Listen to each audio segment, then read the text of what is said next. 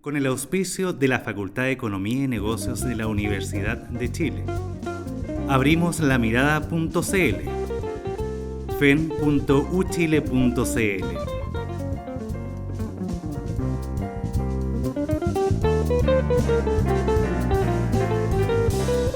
Presenta La Mesa. Bienvenidos a esta nueva edición, nuevo capítulo de La Mesa, esta coproducción semanal del Mostrador Mercados y la Facultad de Economía y Negocios de la Universidad de Chile.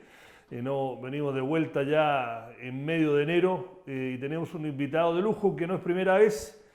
Señor, yo voy a decirle como se pronuncia en Italia, Guido Romo, socio de la consultora Géminis, una de las consultoras económicas de más influencia y respetadas en el mercado. Le voy a hacer propaganda gratis, te lo he dicho, ¿no?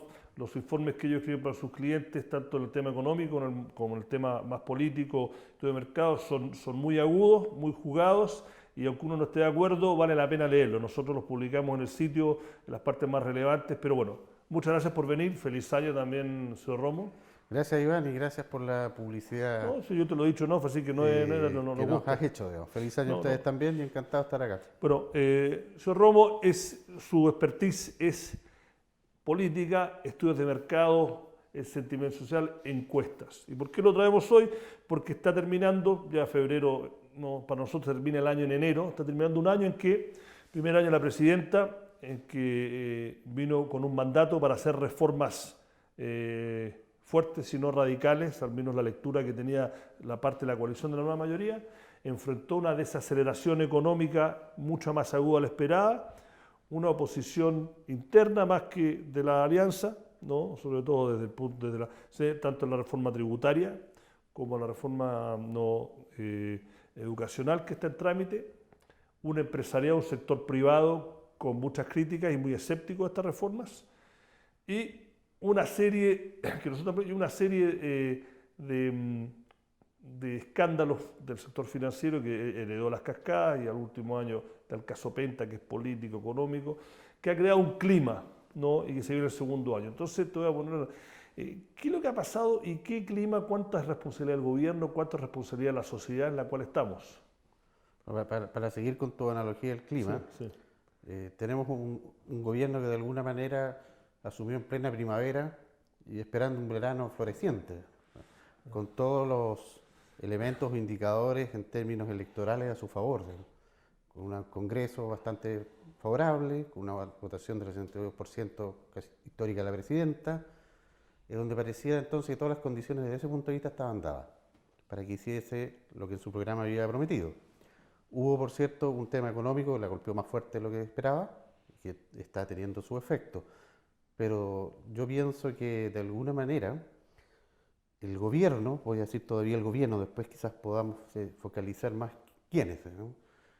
Se generó su propio otoño y casi logró llegar al invierno, ¿no? Y pienso que es mucho más en términos de autogoles. Yo escribí por ahí que habían distintas oposiciones hoy día que otros gobiernos no han tenido, desde una oposición a la izquierda, que traduce un poco más la calle, más la oposición de la derecha, pero que estaba en términos de la alianza, prácticamente inexistente. La democracia cristiana ha sido la más fuerte oposición. Por eso estoy hablando todavía claro. Y luego la oposición interna, donde claramente cuando uno escribe, como se dice en poesía, el programa, estamos todos de acuerdo y las grandes líneas son buenas ideas, etcétera, pero cuando lo baja en prosa y las bajadas tienen que ser las medidas concretas, ahí se van viendo las diferencias. Y hay una oposición ahí interna y hay crisis internas, que vimos ayer una pelea en la Cámara entre dos senadores importantes de la coalición, que son de hecho ni siquiera la democracia cristiana, Julio Rossi y Lagos Weber. Discusiones que no tendrían por qué ser en una coalición que asume un gobierno totalmente empoderado. Por lo tanto, yo lo leo mucho más que problemas sociales como un problema de autogoles. ¿Autogoles en qué sentido? Las reformas eran conocidas. Conversamos aquí los tres ejes principales de la reforma. La educacional, la tributaria y la que todavía ni se ha tocado, que es la constitucional. Por lo tanto, uno se asume con reformas tan importantes, tiene que asumir que va a haber una reacción. Ese es un principio básico. Yo voy a alterar todo el modelo social como está funcionando hoy día, lo voy a cambiar en aras de algo que espero que es mejor.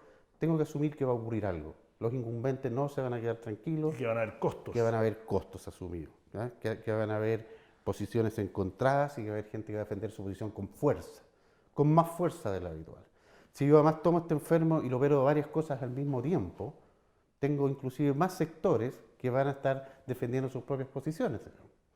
Entonces, mi percepción es que el gobierno no se preparó para la reacción que iba a producir lo que quería hacer. De alguna manera pensó, o no pensó, no lo sé. ¿Que el mandato era más fuerte? Porque no fue la calle la que protestó primero, digamos, sino que en términos de que, uno, los incumbentes iban a reaccionar de manera tan fuerte.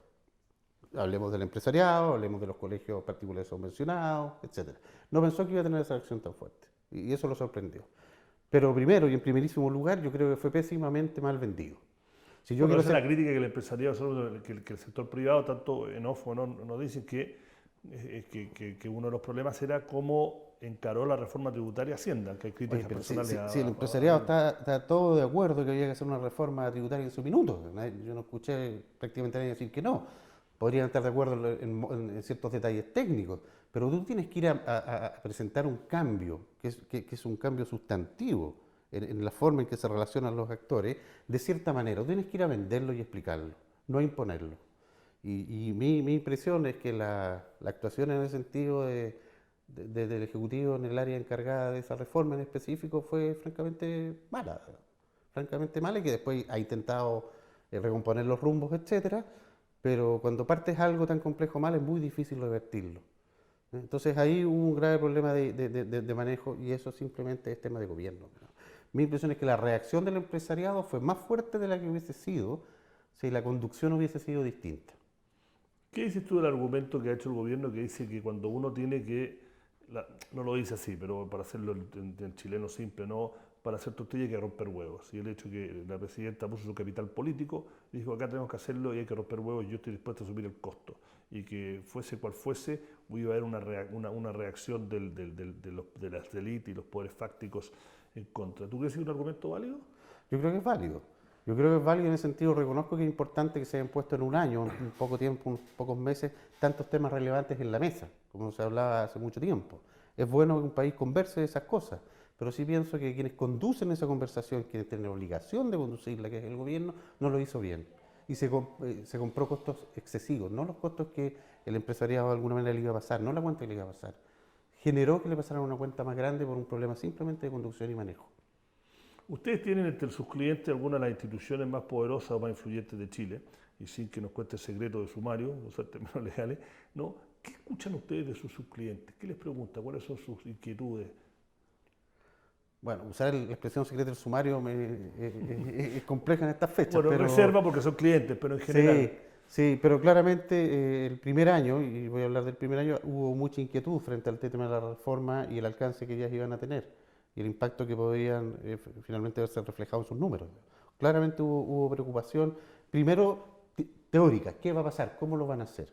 Y después esa preocupación se transformó en algo aún más grave al ver cómo se estaba conduciendo este tema. Estamos hablando básicamente de la tributaria. Aquí, sí. Se transformó en una preocupación aún más grave, porque simplemente se entendió que se estaba tratando de imponer algo que debiera ser quizás más conversado. No estoy hablando necesariamente de una política de los consensos, sino una forma de explicar y relacionarse con el empresariado que no fue necesariamente la correcta. Ahora, convengamos que el empresariado no es el único actor aquí. Claro. Es un actor importante, se estaban relacionando bastante bien, pero también hay otros actores que pareciera que tampoco están satisfechos. Si uno se va a los otros actores que hemos llamado en otras conversaciones genéricamente la calle, la impresión que está dando hoy día de no estar satisfecha. Parece que la reforma laboral los dejó un poco contentos. Sí, en el sentido quizás contrario, en el sentido que quizás no se hicieron todas las reformas que se esperaban en algunas áreas. No, eso no está claro, porque los datos que tenemos son más bien cuantitativos, de aprobación y cosas así. No los componentes de ese por ejemplo, baja en la aprobación de la presidenta. Es que eso te iba a preguntar, si termina ese ángulo, porque ¿cuánto de esa baja es por gente que piensa que ha sido demasiado rápido, que ha sido demasiado improvisado, etcétera? ¿O cuánto de esa baja se debe a gente que piensa que por el contrario, esto ha sido aún más fuerte, no escuchar a las minorías, tenemos un 62% de la votación, por lo tanto somos mayoría, hagamos lo que dijimos que íbamos a hacer? ¿Cómo se compone la baja en la aprobación de la presidenta entre esas dos corrientes? No está claro hoy día. Eso es interesante porque efectivamente hay dos corrientes, hay dos visiones muy diferentes. Uno es que la moneda leyó, o la nueva mayoría, o el gobierno, leyó ese mandato, lo leyó o no completo, o lo leyó mal, y creyó que el mandato de la calle era mucho más uniforme dentro de la coalición, y se encontró con que esta clase media emergente, que es el producto, irónicamente, es el producto del éxito, la parte exitosa que ha tenido Chile en los 25 o 30 años post-dictadura, ¿no? Que se generó una clase media trabajadora, una clase media emergente, no sé, que bastante atrincherada, que quiere defender sus intereses, y que esa fue un poco la que reflejó los pymes chicos, porque no fueron los pymes de la ADS, que fueron los pymes, está bien, fue Suet, que es un tipo de la elite, pero el que le generó más ruido, que un poco obligó al gobierno a ir a negociar la reforma tributaria, fueron las pymes, más que los grandes empresarios, al menos mediáticamente.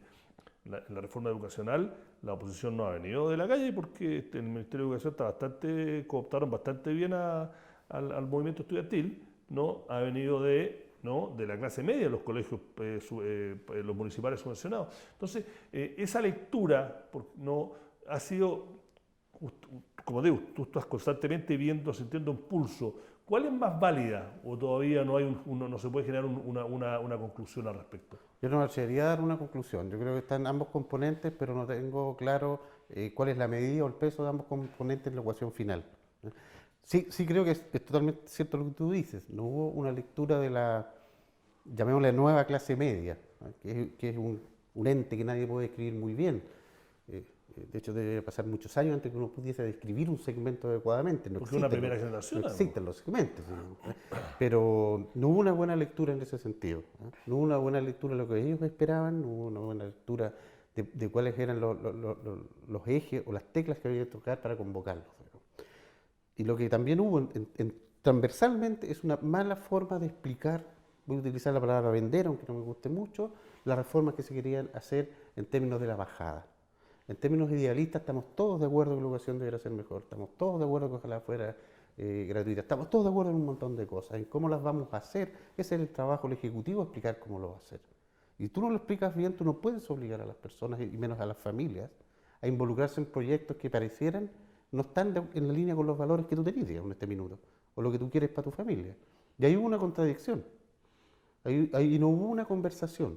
Y en ese sentido la oposición, yo creo que fue la gran victoria del año pasado, la única que tuvo la oposición, o por decirlo de alguna manera, las ideas de centro derecha, en términos de tomar la libertad y asociarla con las decisiones familiares, por ejemplo, en el tema de los colegios, no supo ser percibida por el gobierno. No vieron lo que se venía, y lo ridiculizaron, inclusive, se burlaron. Ahí dijeron, oye, ¿cómo hacen marcha gente que quiere pagar? Viejo, la gente no está marchando por eso. Sí, claro. Entonces hay errores políticos tremendos ahí. Y eso se te vuelve como un boomerang en contra, y un boomerang más pesado de como tú lo lanzaste.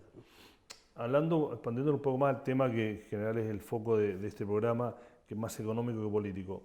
Este clima también, en lo más específico, las bases del modelo, ¿no? El modelo que el gobierno quiere, algunos dicen completamente cambiar, el gobierno dice no, vamos a mejorar las cosas que hay que mejorar para hacerlo más justo, la desigualdad, que es el pecado capital del sistema nuestro, ¿no?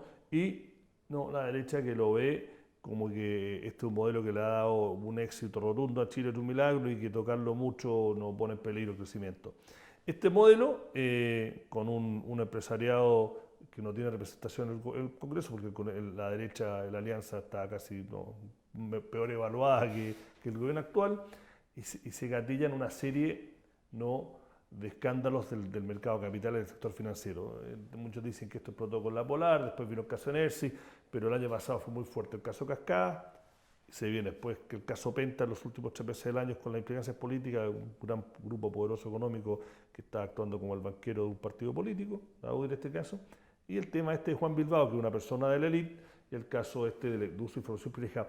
Esto, y este es un argumento que yo suscribo personalmente también, legitimiza a aquellos que dicen que este sistema es completamente corrupto, que la élite dominan y toda esta lucha de clase, conspiración, de que siempre quieren los ricos contra los pobres, ¿no? Ese tipo de cosas, tú cuando lo ven con sus clientes, ¿ven eso como también un tema de lo que está pasando ahora? De un poco lo que le quita legitimidad a lo que estamos viviendo, o es un factor en el debate? Bueno, ahí es complicado caricaturizar. ¿no es cierto? Irse a los extremos, ricos, Claro. pobres, irse a, Claro. a la explotación, etcétera. Pero sí han pasado cosas. Pues yo quisiera decir ahí lo siguiente. Uno, eh, las elecciones siguen siendo ganadas por la élite. El presidente anterior era un empresario, un gran empresario, dato que él nunca ocultó y que, es más, fue usado como un argumento. Es un dato de la causa, ¿no? Es un dato de la causa y que él utilizó, digamos. Por lo tanto, la élite sigue siendo compuesta por los mismos, digamos, por empresarios, políticos, etcétera. Por mucho que se diga que nadie quiere a los políticos, etcétera, etcétera, vamos a seguir votando por otras caras quizás, pero gente que se diga lo mismo, y es necesario. Y lo que a mí me preocupa justamente lo que tú dices, es que cada vez que se va caricaturizando y exagerando la parte negativa, sobre todo en el sector político, eso es lo único que nos lleva a una mayor abstención. Lo único que nos lleva es mayor desinterés de la mayoría de las personas por la política, por la democracia, para decirlo de otra manera, y vamos a terminar entonces con una abstención en 2 o 3 años mucho más alta de la que tuvimos. Y eso me parece pésimo.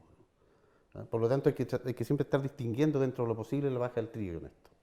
Y no generalizar todos los elementos negativos, sino también hablar de lo importante que es la democracia para que sigamos funcionando de la mejor manera posible. Esa Claro, es la clave de todo el tema. El argumento que usan muchos, y también no necesariamente significa que yo lo escribo, pero el argumento que usan mucho es que el caso Penta demuestra lo peor de las sospechas, de que estamos en una democracia que es un títere y que el poder está realmente en estos poderes económicos que son los que financian a los políticos.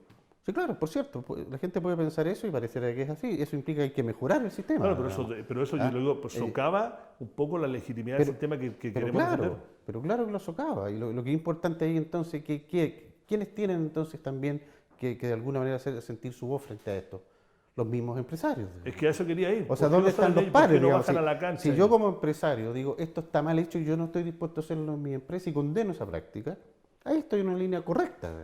Si yo me hago un poco el leso y utilizo un lenguaje, ¿no es cierto?, como hay que esperar que los acomodaticio, tribunales... Claro. el lenguaje dice muchas cosas. Entonces, por el mundo empresarial, uno esperaría que hubiera un rechazo fuerte, entendiendo que todas las personas tienen el derecho, ¿no es cierto?, a la presunción de inocencia, todas estas cosas, digamos. Asumamos que se demuestra y decir, no, eso no hay que hacerlo, eso no se hace, no lo hagas. Y a los políticos también. Sospechosamente la nueva mayoría ha estado súper tranquila. Y sospechosamente en el caso Cascada también, los políticos conocieron alguna salgan a excepción. decir, eso está malo, eso no es así. ¿Por qué tiene que venir la SEC de Estados Unidos a decir que lo que hace un operador financiero es malo? Y aquí es un ídolo, más allá de la persona que no quiere entender, digamos. Quien sea, Juanito. Aquí es un ídolo. De Wall Street, lo podemos llevar a seminarios y allá no, es condenado. Y es condenado y probablemente condenado a una multa real, 3 veces más alta de lo que el tipo ganó. Y aquí cuando pillan a alguien dan una multa 3% de lo que ganó. Bueno, es una de las críticas que le hace al sistema, que acá Entonces, somos neoliberales el sistema tiene que mejorarse desde dentro. Si estamos de acuerdo en mantener ciertos parámetros generales, estamos de acuerdo en los temas de mercado, pero mercados bien regulados, mercados bien manejados, con empresarios que tengan en su función de producción los elementos regulatorios con que se mueven, que pareciera que no existen. O sea, uno le enseña lo primero en economía la función de producción, al lado, un montón de cosas. ¿Y dónde está ahí sustentabilidad?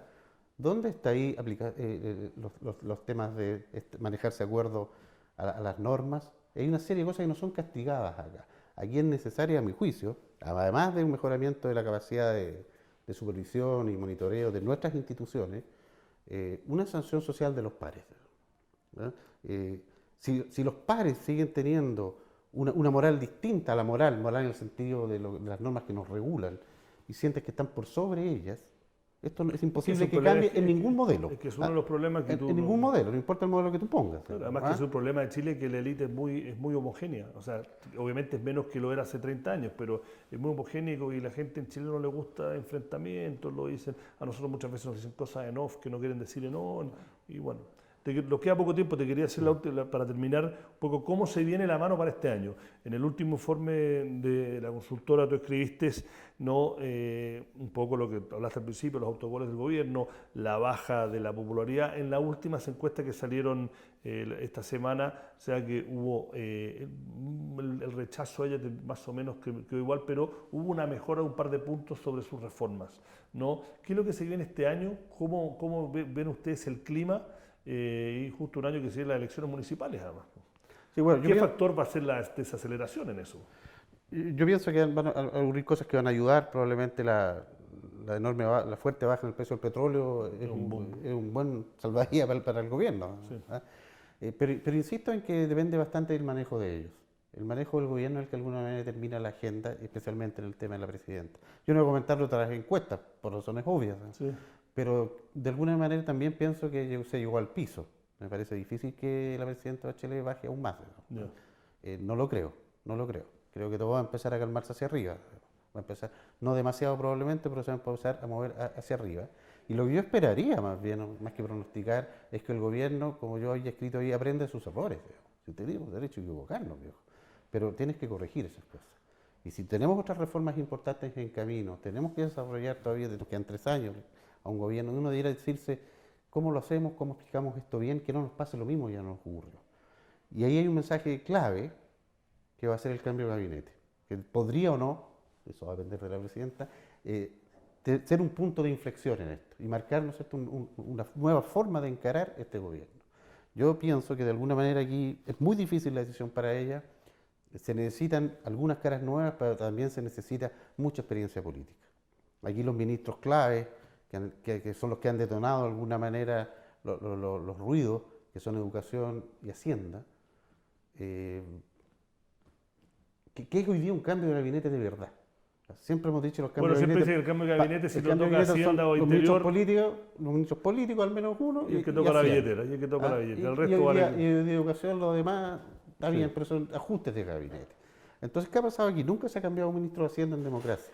Bueno, quizás la presidenta Bachelet, que ha sido la primera en muchas cosas, Aninat al final de Frey. podría ser la, pero fue por otras razones, porque se fue, ¿no es cierto? Podría ser la primera en atreverse. Y hay gente del mundo concertacionista o de nueva mayoría, no estoy pidiendo que busquen a nadie más, de hecho, que sí podría entregar otras confianzas y otra visión más refrescante del tema. Sería muy fuerte que lo haga, pero bueno. Entonces creo que para dónde se encamine, para dónde se va la flecha de esta cuestión, depende absolutamente y mayoritariamente de lo que haga el gobierno, y el gobierno en este minuto sigue siendo la presidenta.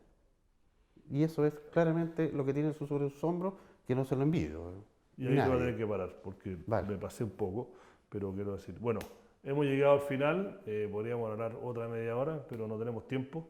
Señor Romo, gracias, Aníbal. Socio de la consultora Géminis, experto en política, estudios, dar un poco su análisis de el momento que se está viviendo y lo que se viene. Este ha sido un nuevo capítulo, otra edición de La Mesa, esta coproducción semanal del Mostrador Mercados y la Facultad de Economía y Negocios de la Universidad de Chile. Acuérdense de comentar por Facebook, por Twitter, síganos y será hasta la próxima semana. Muchas gracias.